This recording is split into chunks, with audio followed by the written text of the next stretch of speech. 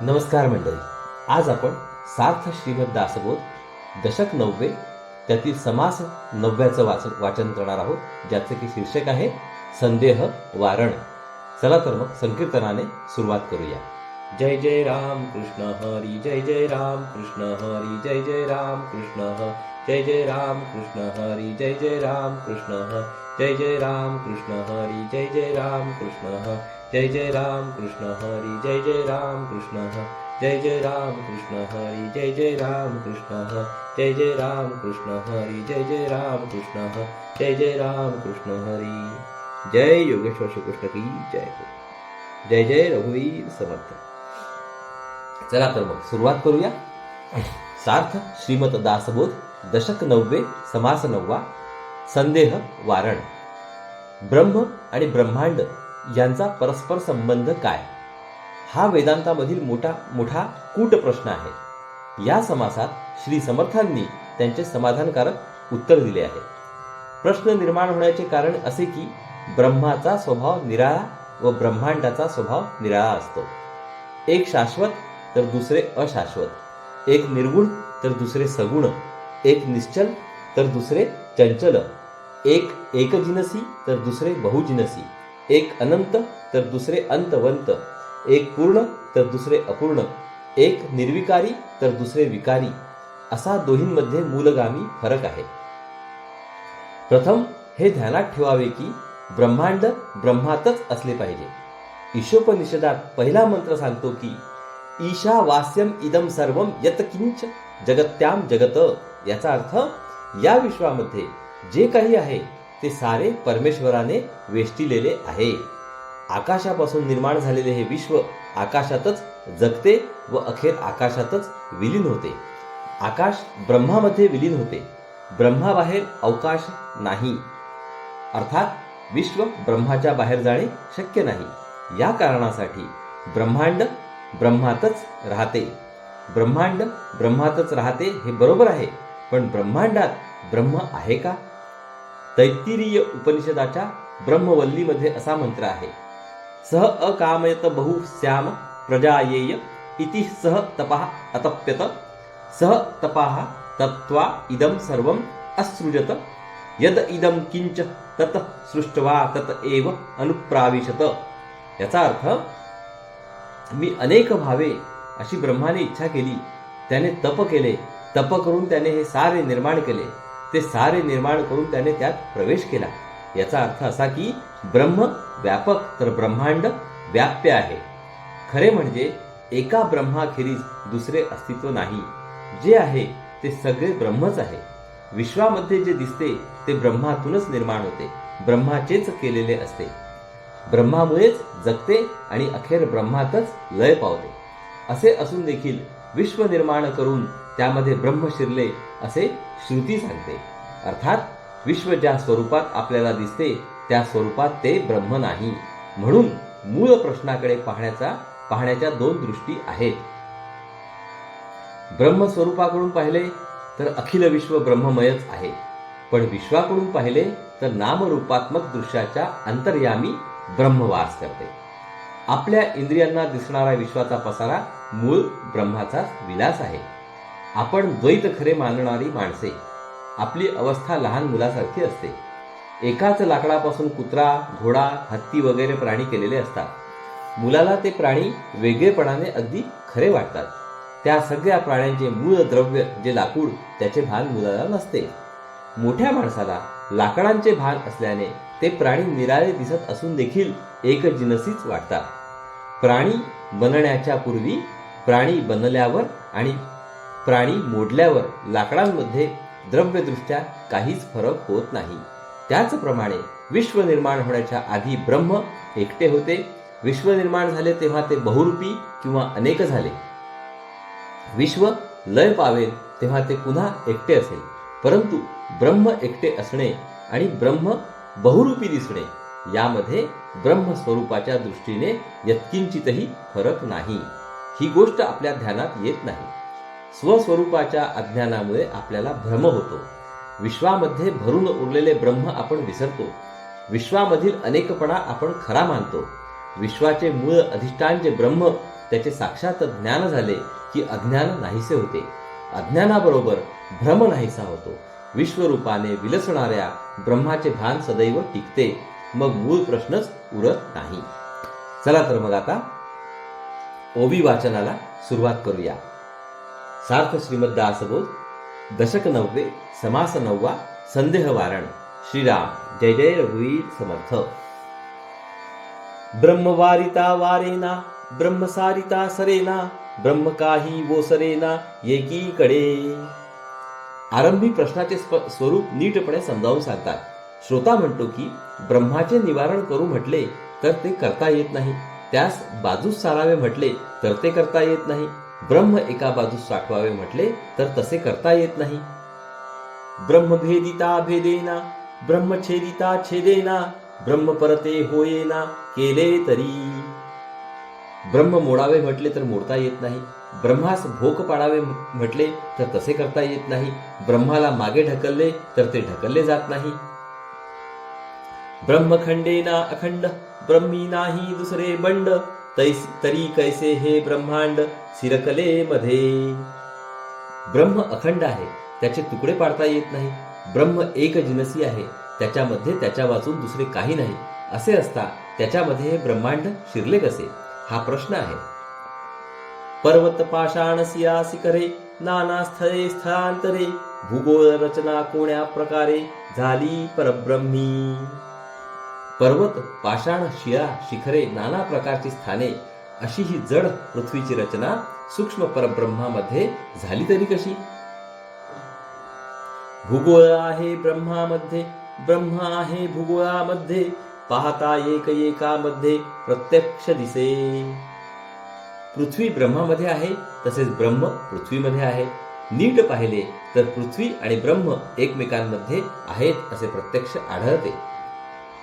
ब्रह्मी भूगोळे पैस केला, आणि भूगोळ ही ब्रह्मे भेदिला, विचार पाहता प्रत्यय आला प्रत्यक्ष आता. ब्रह्मामध्ये पृथ्वीने जागा व्यापली आहे आणि पृथ्वीच्या अंतर्यामी ब्रह्म आहे. विचार केला तर पृथ्वी आणि ब्रह्म यांचा हा परस्पर संबंध प्रत्यक्ष अनुभवास येतो.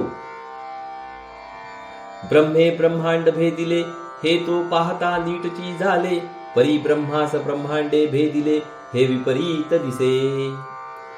ब्रह्म सूक्ष्म आहे म्हणून ब्रह्म ब्रह्मांडाचा भेद करून त्याच्या अंतर्यामी राहते, हे अगदी बरोबर आहे.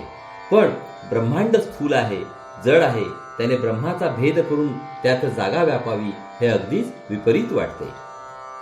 भेदिले नाही म्हणावे, तरी ब्रह्मी ब्रह्मांड स्वभावे, हे सकळास अनुभवे दिसत आहे.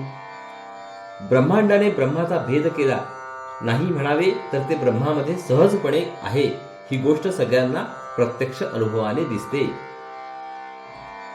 तरी हे आता कैसे झाले, विचारून पाहिजे बोलिले, ऐसे श्रोती आक्षेपिले आक्षेप वचन.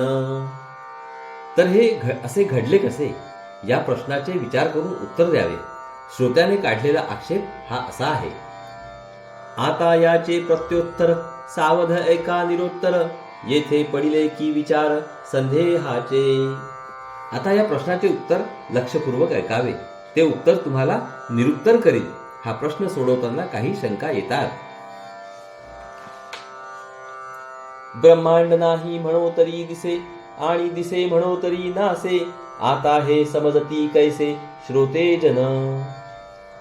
ब्रह्मांड नाही असे म्हणावे तर ते डोळ्यांना प्रत्यक्ष दिसते. बरे, ते दिसते म्हणून आहे म्हणावे तर नाश पावते. श्रोत्यांनी ब्रह्मांडाचे हे स्वरूप आधी नीट समजून घ्यावे. तव श्रोते झाले उद्दीत, आहो म्हणती सावचित्त, प्रसंगे बोलो उचित प्रत्योत्तर. तेव्हा श्रोते बोलले की आम्ही उत्तर समजून घेण्यास उत्सुक आहोत, आम्ही लक्ष देऊन ऐकत आहोत.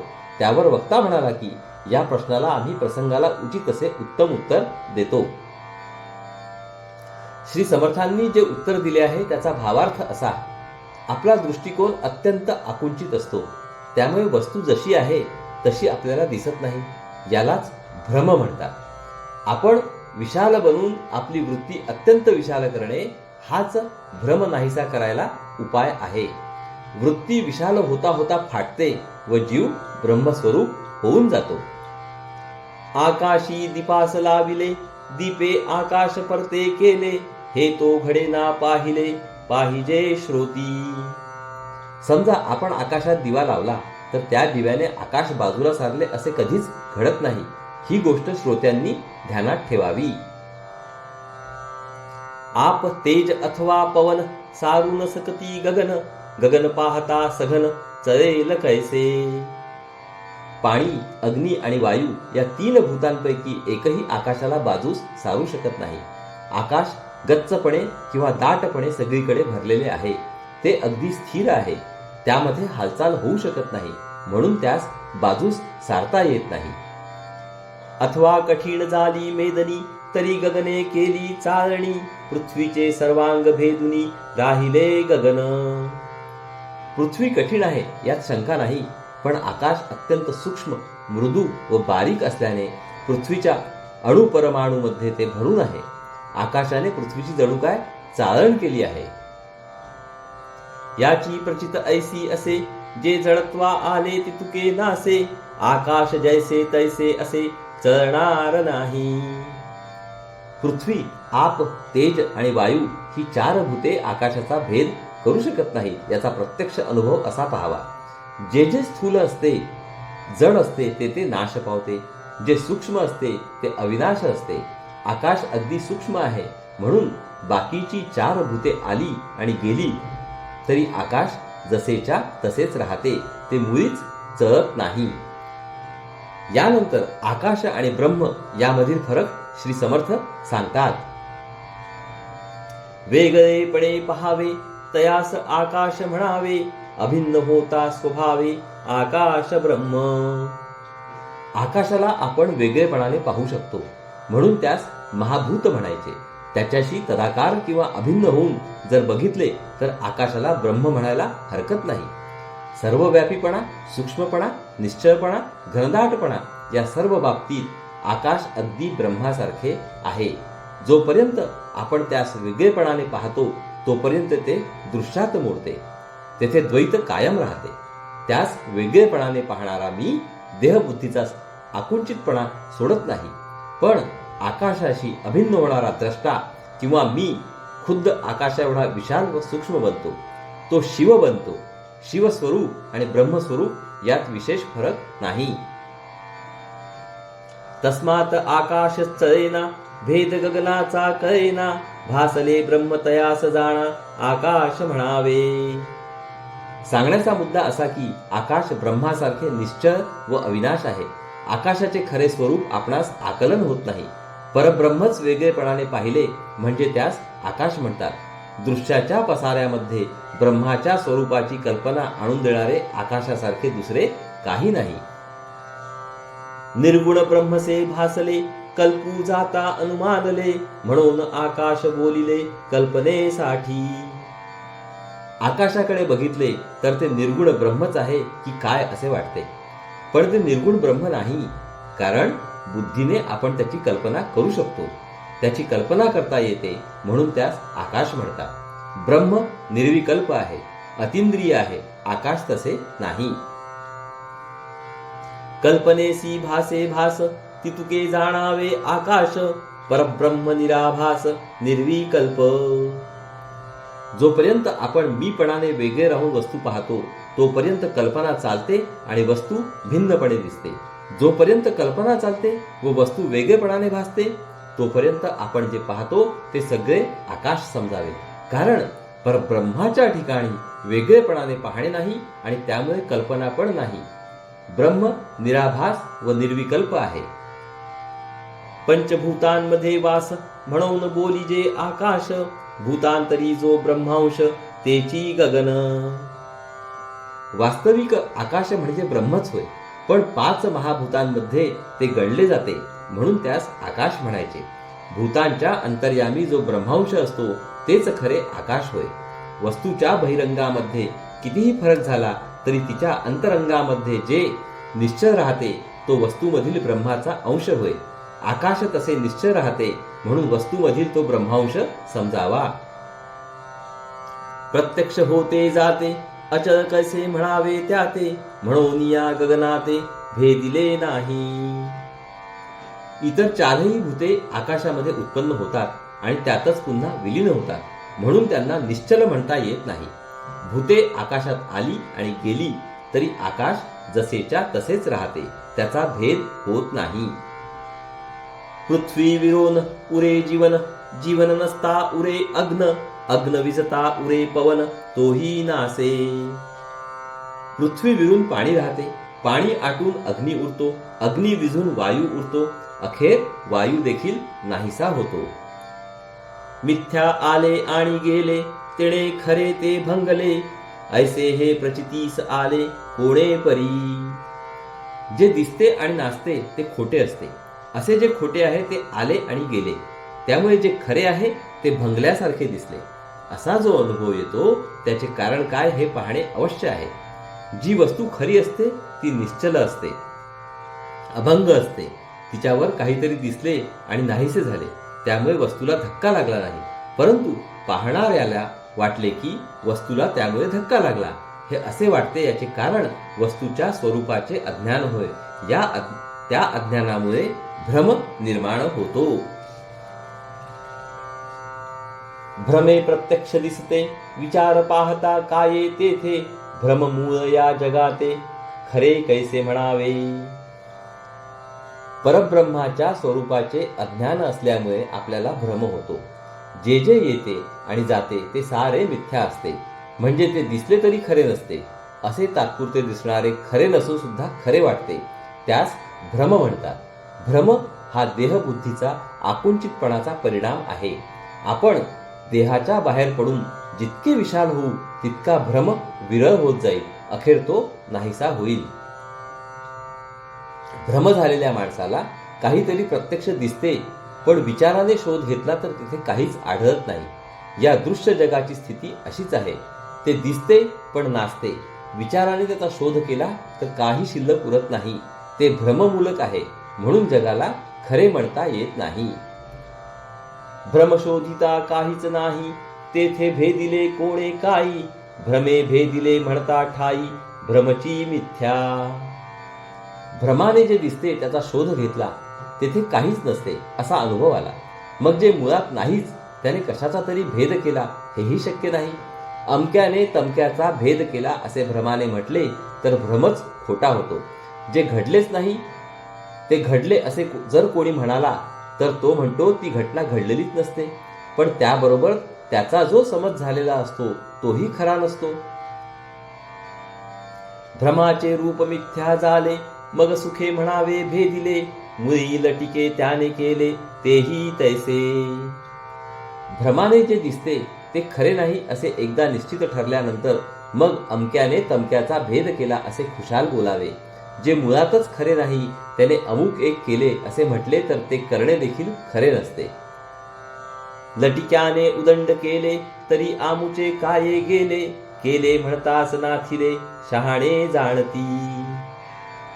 जे नाहीच नाही, ज्याला अस्तित्व नाही, त्याने खूप खूप केले असे बोलण्याने कोणाचे काही जात नाही. त्याने केले असे म्हणत असता ते घडलेच नाही ही वस्तुस्थिती शहाणी माणसे जाणतात. आपल्या ज्ञानाची कक्षा आपल्या वृत्तीच्या परिणामावर अवलंबून असते. आपली वृत्ती जितकी विशाल तितकी आपली मती विशाल, आणि आपली मती जितकी विशाल तितके आपले ज्ञान व अनुभव दोन्ही विशाल बनतात. म्हणून आपली वृत्ती खूप खूप विशाल करावी व अखेर ब्रह्माला गवसणी घालावी असे श्री समर्थ सांगतात. सागरामध्ये खसखस तैसे परब्रह्मी दृश्य, मती सारिखा मती प्रकाश अंतरी वाढे. दर्या में खसखस अशी म्हण आहे. विशाल समुद्रामध्ये खसखशीच्या दाण्याचा पत्ता लागणार नाही. त्याचप्रमाणे परब्रह्म एवढे अनंत व अपार आहे की हे दृश्य विश्व त्यामध्ये कमालीचे अल्प आहे. माणसाची बुद्धी जेवढी असते त्या प्रमाणात तिच्या ठिकाणी ज्ञानाचा प्रकाश आढळतो, पण बुद्धीला विशाल करता येते. मती करिता विशाल कवळो लागे अंतराळ, पाहता भासे ब्रह्मगोळ कवीठ जैसे. सध्याच्या अवस्थेमध्ये आपल्याला हे विश्व केवढे मोठे वाटते, पण बुद्धी विशाल केली तर ती आकाशाला कवटाळते, आलिंगन देते. मग हे विश्व एखाद्या कवठा एवढे दिसू लागते. वृत्ती त्याहून विशाल करिता ब्रह्मांड वद्रीफळ ब्रह्माकार होता केवळ काहीच नाही. आपण आपली वृत्ती त्याहून विशाल केली तर तेच विश्व एखाद्या बोरा एवढे दिसू लागते. अखेर वृत्ती ब्रह्माशी तदाकार झाली की मग विश्व मुळी दिसायला उरत नाही. आपण विवेके विशाळला मर्यादे वेगळा झाला मग ब्रह्म गोळ देखिला वटबीज न्याये. देहबुद्धी नाहीशी करून आपण विवेकाने विशाल झालो तर आपल्या स्थलकालाच्या मर्यादा गळून पडतात. त्या अमर्याद विशाल अवस्थेमध्ये हे विश्व एखाद्या वडाच्या बीजा एवढे छोटेसे दिसेल. होता त्याहून विस्तीर्ण वटबीज कोटी प्रमाण आपण होता परिपूर्ण काहीच नाही. आपण त्याहून विशाल बनलो तर हे विश्व वटबीजापेक्षाही अतिशय लहान दिसेल. आपण ब्रह्मरूप होऊन परिपूर्ण झालो की मग विश्व दिसायला मुळी शिल्लकच उरत नाही. आपण भ्रमे लहानाळला केवळ देहदारी झाला तरी मग ब्रह्मांड त्याला कवळेल कैसे. सध्या आपण देहबुद्धीमुळे अगदी आकुंचित झालो आहोत. समजा एखादा जीव भ्रमाच्या पायी लहान लहान होत गेला.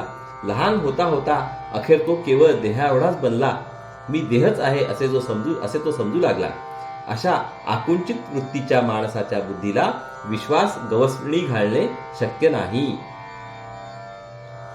वृत्ती ऐसी वाढवावी पसरून नाहीच करावी पूर्ण ब्रह्मास पुरवावी चहूकडे.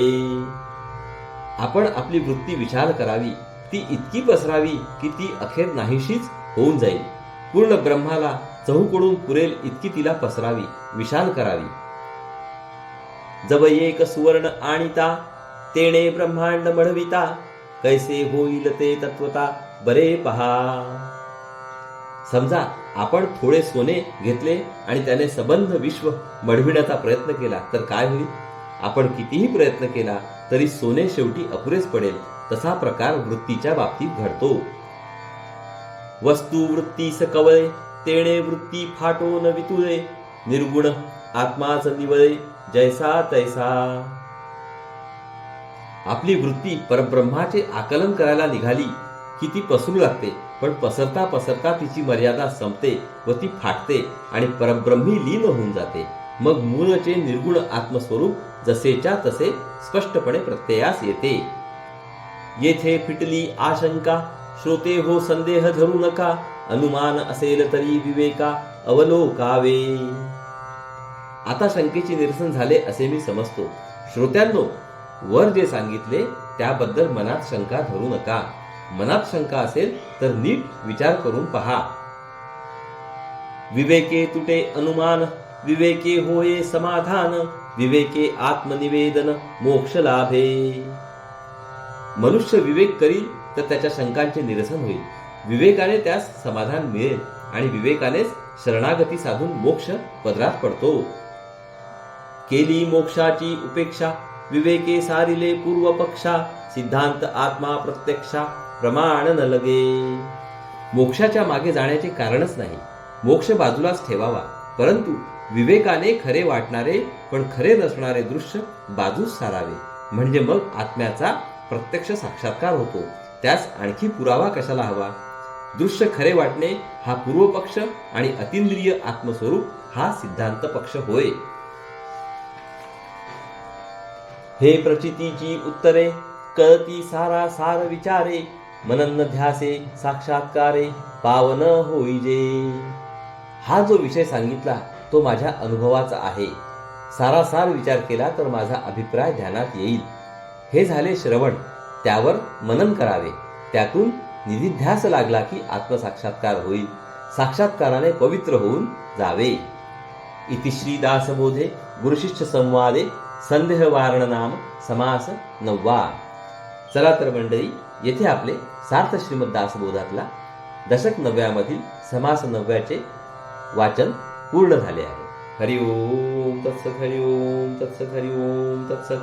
हरे कृष्ण कृष्ण कृष्ण हरे हरे हरे राम राम राम हरे हरे हरे कृष्ण कृष्ण कृष्ण हरे हरे, हरे राम राम राम हरे हरे, हरे कृष्ण कृष्ण कृष्ण हरे हरे, हरे राम राम राम हरे हरे, हरे कृष्ण कृष्ण कृष्ण हरे हरे, हरे राम राम राम हरे हरे, हरे कृष्ण कृष्ण कृष्ण हरे हरे, हरे राम राम राम हरे हरे, हरे कृष्ण कृष्ण कृष्ण हरे हरे, हरे राम राम राम हरे हरे, हरे कृष्ण कृष्ण कृष्ण हरे हरे, हरे राम राम राम हरे हरे, हरे कृष्ण कृष्ण कृष्ण हरे हरे, हरे राम राम राम हरे हरे. जय योगेश्वर श्री कृष्ण की जय हो. जय श्रीराम जय श्रीराम जय श्रीराम. जय जय रघुवीर समर्थ. चला तर मंडळी, पुढील भागात परत भेटू. नमस्कार. हरिओम हरिओम हरिओम.